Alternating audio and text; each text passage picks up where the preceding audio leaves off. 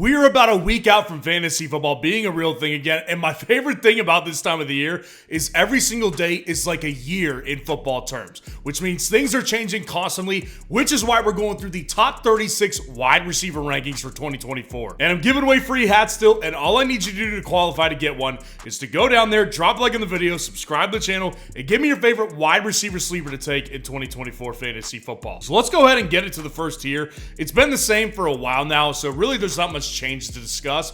Tyreek Hill, CeeDee Lamb, Jamar Chase. Tyreek Hill is over CeeDee Lamb because my splitting hair argument, because they're both great. That's what we need to understand here, is that we're talking about two elite wide receiver players, and CeeDee Lamb obviously just got signed to the Cowboys, so maybe there's a natural bump for some people in their rankings. For me, it's not really changing anything because I never expected CeeDee Lamb to sit out any regular season games. I always expected Dallas to get this deal done. The thing for me, the splitting hairs argument, is because with Tyreek Hill, he's got a viable number two who not only is a good number two wide receiver, but can take the top off the defense, which doesn't allow defensive coordinators to focus exclusively 100% of their energy on stopping Tyreek. With CeeDee Lamb, there's not a viable number two. Brandon Cooks is a cross your fingers type of guy, and Jake Ferguson is not taking the top off any defense. So defensive coordinators have a much easier time honing down on stopping CeeDee Lamb than they do with Tyreek, and that's probably why he finished 0.1 points more on a fantasy points per game basis last year than CeeDee Lamb did. So that's my splitting hairs argument. Now, Jamar Chase at number 3 is just because I simply believe if everything goes his way, he could be the number one wide receiver. The receivers in this tier are really guys that I believe have number one wide receiver upside. And with Jamar Chase, I feel very strongly like that. We've seen it from in the past from him being an elite wide receiver in fantasy. Can get you 40, 45 point games depending on what kind of format you're playing in. So we just need him healthy and we need Joe Burrow healthy. That's a tall task, it's proven to be. And Jamar Chase is currently on contract disputes. He's reported though, and he is expected to play week 1. And again, that was never a doubt. So as long as he's healthy, as long as Burrow's healthy, he can be a top 3 wide receiver, and that's why he's in tier 1. Now moving down to our next tier, Amon-Ra St. Brown, Justin Jefferson. Again, it's very much the same as it always has been. Amon-Ra St. Brown, I prefer him this year because I think his floor is a lot more stable than Justin Jefferson's, and I don't think his ceiling is like Justin Jefferson. We always think of him as a high ceiling player, right? Because that's the thing with Justin Jefferson is he's an elite player when everything is like it doesn't even matter what's going his way and what isn't. He's an elite player. So even with Darnold at quarterback, he'll still do his thing. That's why he's at number 5 here. But the reason Amon-Ra is just ahead of him, and I just believe it's pretty clear at this point that he's the better fantasy option at wide receiver, is simply because that his quarterback, Jared Goff, is a very good quarterback. Like, don't let anybody tell you otherwise. Jared Goff is a good quarterback in the NFL. His offensive line is intact. It's the number 1 offensive line in the league, according to Pro Football Network. And it's also just an offense with the running game intact and the offensive coordinator intact as well. So Amon-Ra St. Brown, there's no questions, whereas we do have a lot of questions with Jefferson. And I don't think that Jefferson's ceiling is high enough over Amon-Ra St. Brown's to really justify considering putting Justin Jefferson over Amon-Ra St. Brown at this point. Now, dropping down to our next tier here, we've got A.J. Brown, Puka Nacua, and Garrett Wilson. And with A.J. Brown, I still prefer him over Puka, even though Puka did return to practice this week, which is a great sign. Again, never really was doubting that he was going to play week 1 based on reports that I've been following throughout the last couple of weeks. But A.J. Brown, I really just do feel that his volatility is one thing for sure. And I'm not sure if Puka will experience that. I don't think it's out of the question that he experiences that volatility with Cooper Kupp as the wide receiver 2 in all likelihood. Some people would argue Cooper Kupp's the number 1 in this Los Angeles Rams offense still. So I don't believe that personally. I think Puka's the wide receiver 1. But I do think that A.J. Brown, there's no question whether he's the wide receiver 1 or not. So no shadow of a doubt who's leading this wide receiver room in Philly. Whereas with Puka Nacua, there's a little bit of doubt because I do believe that Cooper Kupp will have better games than Puka Nacua does, but I don't think it's going to be on the level of concern for Puka Nacua, so I still like him in this tier with A.J. Brown. And then with Garrett Wilson here, it's literally the same story. There's no update on him. It all just relies on Aaron Rodgers. And the reason why I don't put Garrett Wilson above guys like A.J. Brown, above somebody like Puka Nacua is because I actually believe Aaron Rodgers could be the one who slows it down. That's just my opinion. Aaron Rodgers is not going to be the not the Hall of Fame guy. He will not be the MVP winning guy that we saw just a couple years ago. He just will not be that guy. 40 years old, coming off an Achilles tear, made comments, this has been a really hard training camp. With Garrett Wilson, there's no question he's going to be getting his best quarterback of his entire career. And he's the clear wide receiver one. But I actually do think if anybody slows Wilson down this year, it will be Rodgers, because I don't know if he'll be able to fulfill the touchdown expectations that some may have for Garrett Wilson. Now, dropping down to our next tier here, I've got Nico Collins, Marvin Harrison Jr. as my 9 and 10. And with Nico Collins, it's just it's a belief of mine. I think it's above consensus by quite a bit, actually, based on what I see on Fantasy Pros consensus rankings. Nico Collins, I believe, is the clear-cut wide receiver one at Houston. No question to me who the wide receiver one is. When in doubt, follow where the money is going. Nico Collins is their most expensive wide receiver, one of their most expensive players just based on a guaranteed basis. And so they're going to at least try to make him the wide receiver one. It's up to him whether he can come through on it or not. But based on what he did last year, with the opportunities that he had, which, keep in mind, didn't even cross 110 targets last year, with an increase in targets that I believe will be there this year, with the efficiency he had last year with CJ Stroud and the chemistry that he has, I think he's the clear favorite as the wide receiver one in Houston at this point. Now, with Marvin Harrison Jr. here, this is obviously the highest ranked rookie I've ever had at wide receiver that I can personally remember, and it's a very good reason. He's a really polished prospect. Like, he's going to walk in day one, look like he belongs immediately. I really don't expect much growing pains in the first couple games, which is, sort of common among rookie wide receivers and rookie positions of any type. I don't see that with Marvin Harrison Jr. Dude's got the body type. He's got the obviously Hall of Fame father, taught him how to run routes, and he's more physically gifted than Marvin Harrison Sr. And obviously, the separating factor between him and another elite wide receiver prospect like Malik Neighbors is that he gets a good quarterback right away. That doesn't happen with elite wide receiver prospects. So Marvin Harrison Jr. benefited quite a bit from having the Cardinals fall because Kyler Murray had a knee injury last year. So I think he's a top 10 guy, giving Kyler Murray the first wide receiver one, real true wide receiver one that he's ever had, because DeAndre Hopkins was out of his prime with Kyler Murray. Now, these next two guys, there was a change. I got DJ Moore at 11, and I've got Mike Evans actually rose up to 12 here. Now, with DJ Moore, I still truly believe that he is so undervalued across all platforms, across anybody you watch on YouTube. I think DJ Moore is extremely undervalued at the wide receiver position. DJ Moore is a guy who just blew the top off fantasy football, was a top 6 guy in half PPR formats with Justin Fields last year. Well, that was probably his best quarterback up to date. Well, now he has Caleb Williams. And the argument against DJ Moore that I hear is, well, he's got a rookie quarterback with Caleb Williams. As talented as he looks, and we've all seen it throughout the preseason, historically there's not good numbers backing up wide receiver production with rookie quarterbacks. That's totally fine. But you know who did it last year? CJ Stroud. And with the weapons that are in there with DJ Moore, defenses are going to have a hard time double, triple covering DJ Moore. So DJ Moore, I think, is just in line for another great season. And I cannot express to you enough how much of a value he still is on the platform that you can win the most money in a fantasy football draft on. On Underdog, he is the wide receiver 22 still. This is a screaming value.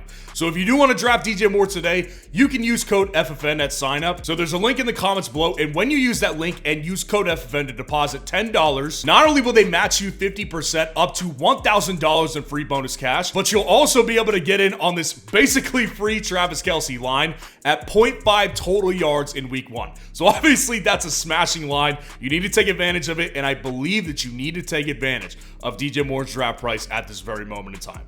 Now, with Mike Evans here, I think that Mike Evans is really just in a situation where I really just struggle, because without Dave Canales, the offensive coordinator last year, I just don't know if I could trust Baker Mayfield to repeat what he did with Mike a year ago. Now, the one thing that really brings me back to Mike Evans is that I think that Baker is the type of quarterback who works well with a Mike Evans, because Baker does have a good deep ball. He's got an arm. He could throw the ball deep. And that's obviously Mike Evans' bread and butter in fantasy, because he has just been he has made touchdowns consistent, as inconsistent as they are. So Mike Evans, I don't necessarily rely on the volume with him. What I rely on is the big playability, and if Baker Mayfield can come through on some more deep throws this year to Mike, he'll be a top 12 guy. It really just comes down to Baker Mayfield without Dave Canales, and I'm banking on it as of right now. Now, dropping down to our next tier here, our two guys that fell are Michael Pittman and Chris Olave at 13 and 14. Now, with Michael Pittman Jr., the reason that he fell is because, I've watched a lot of preseason, obviously, and one of the guys who really stood out to me was Anthony Richardson. Obviously, Anthony Richardson can throw through a brick wall. He's got unbelievable arm strength, and he's obviously got tons of rushing upside. That doesn't affect Michael Pittman Jr. What worried me with Anthony Richardson was watching this guy during the preseason. He was so inconsistent. It really, really worried me. So I just thought to myself, man, there's throws he can make that are ridiculously good. And then also, he just misses wide open guys by airmailing them.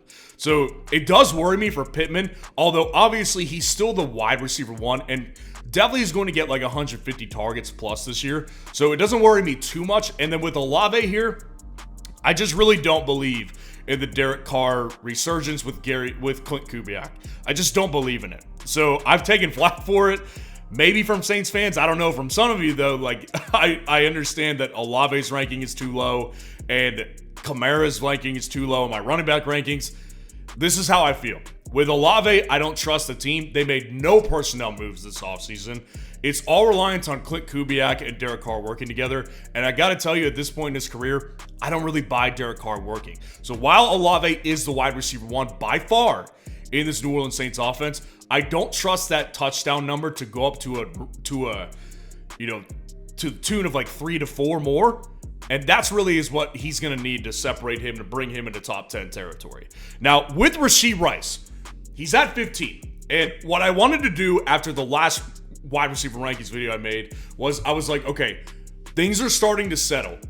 Rashee Rice is really not going to get suspended this year. So where does he land with all the smoke cleared? This is where he lands for me. Rashee Rice is a top 15 guy, in my opinion, in fantasy football because of the targets that are going to come for Rashee Rice on the Kansas City Chiefs. Rashee Rice is absolutely going to lead this team in targets. When you looked at what he did last year in that last half of the season compared to Travis Kelce, he was the number one. He became the number one target in this offense. That's going to carry over this year because Kelce is in his mid-30s now and is not going to hold up for an entire season of football. Rashee Rice is a 100 target guy, and it will help to have Xavier Worthy there to open up the middle of the field from him because he provides the best deep threat they have had since Tyreek Hill. Rashee Rice is number 15 for me, and you could easily make the argument for me that he could be a top 12 to top 13 guy. Now, Davante Adams and Drake London here at 16 to 17 round this tier out. Davante Adams, my concerns are the same. Same with Drake London. Davante Adams, my concerns are quarterback related. He doesn't look happy with the Raiders quarterback situation. And also with the age factor being 32 in November, this is just the time where I researched this offseason. When these elite wide receivers were hitting the age cliff, this is basically the time frame that they were hitting it. And so things are not lining up great for me, although of course he will be the number one target, which is why I have him here because he has shown, obviously he's an elite player and he's going to be the number one target. Now with Drake London here, it's so funny. I have him ranked below consensus. I still feel uncomfortable having him here at 17. I mean, we just have not seen it from Drake London. I want to see it first from Drake London, and we have not seen it. And Garrett Wilson dealt with basically the same quarterback circus that Drake London has throughout his career, and he was able to provide 2 straight 1,000-yard seasons with basically 6 different quarterbacks. Drake London can't do that.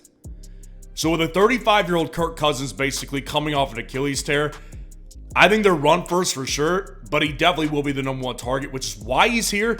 And I do believe he has upside, but man, I got to tell you, this is a very uncomfortable ranking still.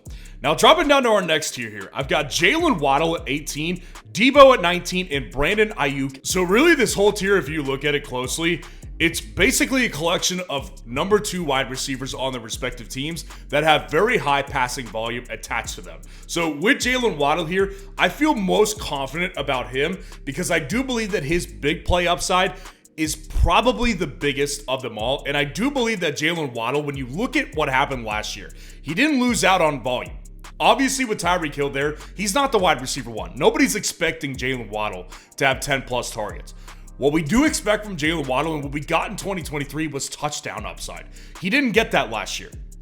He missed a couple games, but he simply did not provide touchdown upside.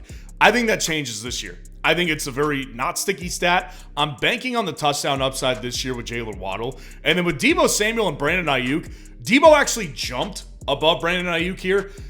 I'll tell you the reason why he jumped for me is because based on what I'm seeing and based on how I feel personally, there's no way the 49ers are even more tired of this whole Aiyuk saga than I am. Like, I'm exhausted just watching it as a Pittsburgh Steelers fan who is a fantasy football YouTuber. I am exhausted watching it. So I can only imagine how the 49ers are feeling right now. And with Deebo Samuel, he's extremely volatile, obviously. What we can rely on with him is he's going to get volume in a bunch of different places, though. So I'm not saying that he's more of a consistent player and even a better wide receiver in the NFL than Aiyuk, but I got to tell you, missing a bunch of practice time with this team, bad relationships going around here, I do not like how this feels at all with Brandon Aiyuk. So he goes behind Deebo Samuel to me. Now with Devonta Smith and Cooper Kupp at 21 and 22, I think that Devonta Smith is also probably the safest wide receiver too in this tier right here, because we just know that number 1, he's an Iron Man. He doesn't miss games for the Philadelphia Eagles. Number 2 is his target share is always consistent. What isn't as consistent is who produces in fantasy football on a weekly basis between him and AJ Brown. AJ Brown, he's the wide receiver 1. He's going to get more targets on average on a per game basis than Devonta Smith does. So that's not the question here. The question here is that when you actually look at the two, rarely do they hit on the same week. Devonta Smith, I remember a period of time last year that people were asking me, should I trade AJ Brown for Devonta Smith? Is he the wide receiver 1? And I said, no, he's not. But that does not mean Devonta Smith is not a very stable wide receiver. He's easily a 120, 130 target guy for the Philadelphia Eagles, and he's going to provide big games as well. And with Cooper Kupp here, I think you could argue to me, and I could personally make the argument, one of the highest, if not the highest upside guy on this tier. But man, his floor is low. I do not see the floor that a lot of people do. And I'm very interested to hear the argument that people make for having Cooper Kupp as the wide receiver 1 in Los Angeles, because I cannot get on board with that. Cooper Kupp, I do not believe, sees more targets per game than Puka Nacua at this point of his career. And just based on what we've seen from him, being basically 30 years old and injury history that's adding up in recent years, I don't see the consistency there enough for like a top 20 to top 15 finish for Cooper Kupp. Not ruling out that it can happen because the upside is there and we've seen it from him, obviously. But I do worry about Cooper Kupp more than I worry about a guy like Devonta Smith. Now, rounding up this tier, I've got Malik Neighbors, Stephon Diggs, and Tank Dell here. So with Malik Neighbors here, he's obviously the clear wide receiver 1 and really the only clear wide receiver 1 in this tier. So natural feelings, you might want to move him up. The problem with Malik Neighbors is his quarterback upside is abysmal. It's non-existent. There's no upside with Daniel Jones. It's only downsides. The only thing that I could maybe point to with upside with Daniel Jones is Daniel Jones actually does throw a pretty good deep ball. But decision-making, short throws, offensive line is still a little bit of a mystery. I struggle to rely on the deep throws to catapult him above guys that I actually know are on good passing offenses. So Malik Neighbors, I don't question he'll be a 130, 140 target guy if he stays healthy, but I do question what the touchdown upside is and just with the overall upside with Daniel Jones at quarterback. And then Stephon Diggs and Tank Dell, you could easily make the argument to me that Tank should be over Stephon Diggs. In fact, personally, when I draft, I've drafted more of Tank Dell. I prefer him. He's cheaper, and I actually do believe decent shot he's the wide receiver 2 in this offense. But based on what we saw in the preseason, what they're trying to do and what they're paying Diggs, everything indicates that he's going to be in on 100% starter snaps. if there's two wide receivers, it's Nico Collins and it's Tank Dell.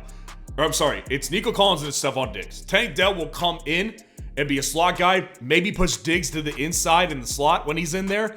But Tank Dell won't see the field quite as much as Stephon Diggs, and that's the only thing that worries me. So that's why I believe when it's all said and done, Stephon Diggs probably does have just a little bit more fantasy points than Tank Dell does. Now, dropping down to our next tier here, I've got Zay Flowers and T. Higgins at 26 and 27. And with Zay Flowers here, I think that when you look at all these guys in this tier, he's really the only guy, maybe aside from Calvin Ridley, that you can count on being like 120, 130 target guy. I think that Zay Flowers has such a monopoly on this wide receiver room. And listen, I've heard all this. I've heard everything from Rashad Bateman's going to have a big year to Nelson Aguilar is going to come out and have a good year. The only guy I know that's basically tried and true here, it really fits what Lamar Jackson does as a thrower, is Zay Flowers. Zay Flowers is with a quarterback who doesn't throw the ball down the field that much. He doesn't throw the ball that much, period, end of story. Zay Flowers is the guy who has a skill set that works the most for him, so I do trust in Zay Flowers this year in fantasy. And then with T. Higgins here, I actually do believe that he has the potential to have a really good year. Like, I've drafted a ton of T in best ball because I think that he will have upside this year. Now, it's going to be much like it always has been. With T. Higgins, it's always been very inconsistent. He will have games where he gets you nothing, and then he'll have games where he gets you 30 points out of nowhere. I expect the same thing, but I do expect more effort from T. Higgins this year on a weekly basis because he is on a contract year. So you know he wants to get paid, and he is a good player with a really good quarterback here. So I like T. Higgins, but I don't like him more than Zay because I know what we're getting out of Zay, and he's going to lead the team in targets for sure. Now, Calvin Ridley is at 28, and Jaden Reed is at 29. And with Calvin Ridley, no question to me, much like Zay, that he's going to lead the team in targets. Even when Hopkins is healthy, they're paying Calvin Ridley too much money to have him as the wide receiver 2. Unless he completely nosedives and is not good, which I don't love Calvin Ridley as a player personally, but I do think he will be pretty good this year with Tennessee. It really all relies on Will Levis. Will Levis is like the ultimate wild card this year in fantasy to me. Either he's going to be really good and have a Jordan Love type ascension this year, or he's going to be pretty bad. Like, there's no in between. That's why I've got Calvin Ridley kind of like lower in my rankings here because we haven't seen it yet from Will Levis. We've seen talent. We've seen flashes. We've seen what they've done on offense this year. So I want to bank on Calvin Ridley, but I can't do it quite yet, which is why he's a little bit lower. And then Jaden Reed here, in my opinion, is going to be the best fantasy wide receiver when it's all said and done in Green Bay. I could easily hear out the argument that Christian Watson is the more talented player. I believe he is. I could hear the argument, well, Romeo Doubs is going to get a ton of touchdowns and have more upside in fantasy. I can hear that one too. Jaden Reed plays a Deebo Samuel type of role for this team. And listen, with Christian Watson here, if they're both healthy, numbers actually support Christian Watson at certain times. My pushback to that is, well, Christian Watson's not always there. And when he's on the field, he's not always consistent. Like, he's a pretty inconsistent guy. Jaden Reed as a rookie last year, very, very consistent with the Green Bay Packers. So I don't realistically see a smart team like Green Bay looking at the situation this year and saying to themselves, yeah, we're going to give Jaden Reed less targets and less opportunities as punishment for doing so good last year. And we're going to give him to this guy who can barely stay on the field. And when he's on the field, he's a little bit more inconsistent. That's nonsense. I don't think it's going to happen, so I got Jaden Reed here because he's on a high-octane offense and gets a bunch of touches in a bunch of different ways. And then rounding out this tier, Amari Cooper at 30, DK Metcalf at 31. Now, Amari Cooper here, definitely going to be the wide receiver 1 in Cleveland. Jerry Jeudy, just based on what they pay him, I'm sure he'll be involved, but there's no question who the better receiver is. Let's get that one out of the way. There are really the two things that bother me with Amari Cooper. Number one, obviously, Deshaun Watson. I just don't think he's very good. I really don't think he's very good. I don't mind it as much because I do believe, like, the quarterbacks that are in place, I think I could trust providing Amari Cooper upside if Deshaun Watson were not to play or if he were to get benched for some reason. But the other thing that bothers me with Amari is that he does seem to be a little bit unhappy in Cleveland. Now, I'm not saying that he's going to tank or anything like that, but I do just see with Amari Cooper, we don't always see tons of consistency there. So on a lower passing volume offense, I've got to have him down here at 30. And then got a bunch of pushback for not having DK Metcalf in the last rankings video. That's because he's one spot right outside 30. Look, DK Metcalf, there's a reality here. He has declined every year in fantasy since 2021. And they have Geno Smith now, who is in his mid-30s almost, and really, if you haven't watched, has been injured for a lot of the offseason. And yeah, he comes in, he does well in the preseason for a little bit. Listen, DK Metcalf is still competing with Jack Smith-Njigba. Jack Smith-Njigba is a first-round rookie for the Seattle Seahawks.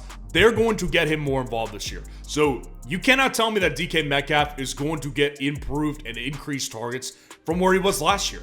So DK Metcalf here, I just really don't believe that much in the ability to separate from Jack Smith-Njigba this year, because I am just personally higher on JSN than I think a lot of people are. And maybe I'll be proven wrong at some point, but right now I've got him here at 31. Now this last tier right here, Terry McLaurin's at the top, and he's really one of the fastest risers for me. Terry McLaurin, I have never been a big Terry McLaurin guy, so it feels really weird to have him here at this point, because I really just all of a sudden am liking him because of Jaden Daniels. When I watched Jaden Daniels in the preseason, obviously he's got ridiculous rushing upside, and he really does have a beautiful deep ball, which is Terry McLaurin's forte. But it's also watching him throw it into tight windows and watching him throw it short, middle. This guy has really good, he's really, really accurate. And Terry McLaurin, with Jahan Dotson gone, there was never a question who the wide receiver one is, but there's really not a question in my eyes anymore. He's a 130, 140, 150 target guy for the Washington Commanders. So while he may not get 10 touchdowns receiving this year, I do believe he will be a pretty hefty target guy, which is why I've got him at 32 to start out this tier. And then with George Pickens here at 33, listen, you're talking to a Steelers fan. I've got Jack Lambert, Steelers legend on the wall. Fantasy football analysis comes first for me. He's overdrafted. He does not have that much upside. George Pickens, with this offense, with Russell Wilson and probably Justin Fields at some point, did you watch them during the preseason? They can't move the ball, even against like second stringers. This is a horrendous offense. Horrendous. The offensive line is atrocious. The quarterbacks are atrocious. George Pickens, I think, is a great talent, and I think he's the best talent they have on that offense. But at the wide receiver position, the reality is you're dependent on your quarterback, and you're also dependent on your offensive play callers to be really creative to get you the ball. That's a lot to rely on for the Steelers. So I've got Pickens here at 33, very begrudgingly.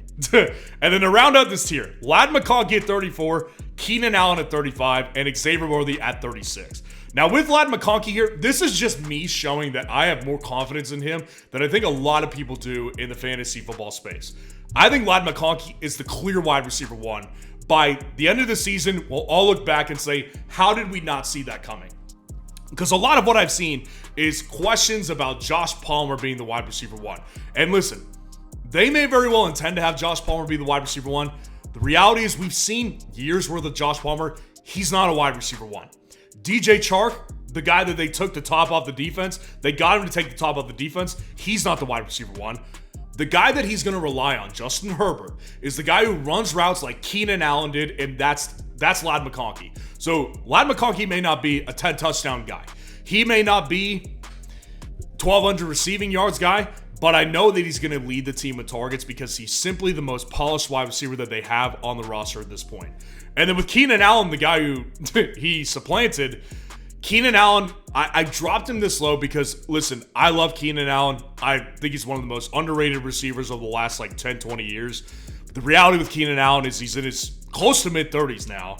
And, you know, reports of the offseason, him being a little overweight, doesn't appear to be an issue right now. But just watching Rome Odunze, I do believe at some point we'll see an overtaking. So what I predict is this. Chicago's offense is going to have a lot of upside through the air. I believe that wholeheartedly.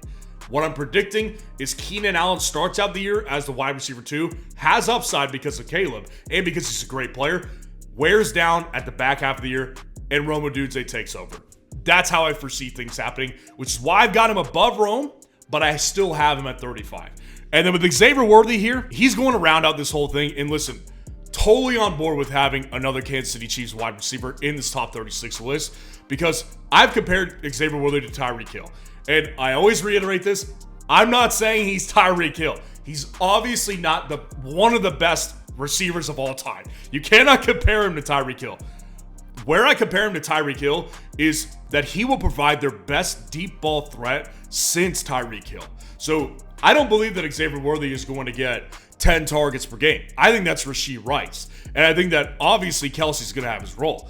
But getting 5 to 6 to maybe 7 targets per game at 10 touchdowns, that's so not unthinkable for me. This is obviously the best quarterback in the world he's playing with, and he's going to provide that speed element that they just haven't had with the receiving element they haven't had over the top of the defense. So with Xavier Worthy, pretty confident having him here at the back of these rankings right here. So let me know what you think of the rankings in the comments below, and if you want to see the top 20 quarterbacks in 2024, click on this video right here.